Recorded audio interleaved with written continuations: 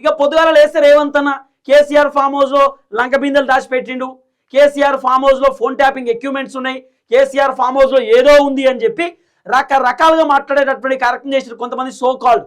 మరి ఈరోజు సామాన్య జనం కూడా కేసీఆర్ ఫామ్ హౌస్ పోతున్నారు కదా.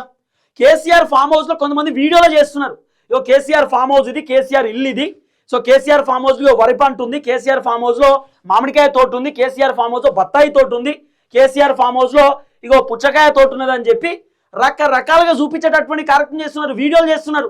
కేసీఆర్ ఎక్కడ ఏమనలే. దాదాపు నిన్న ఒక పండగ వాతావరణం మొత్తం ఫామ్ హౌస్ లో. ఇది నేను చెప్తున్న మాట కాదు, వీడియోలు చూపిస్తా, చాలా వీడియోలు ఉన్నాయి, ఒకసారి చూడండి. ఇక రేవంత్ అన్న చెప్తాడు కేసీఆర్ పని అయిపోయింది, మాజీ ముఖ్యమంత్రి పని అయిపోయింది, బీఆర్ఎస్ పార్టీ పని అయిపోయింది, కేసీఆర్ని ఎవరు నమ్ముతలేరు, కేసీఆర్ కామ్ ఖతం హోగయా అని చెప్పి రేవంత్ అన్న పొద్దుగాల లేస్తే కేసీఆర్ పైన మాట్లాడుతూ ఉంటాడు.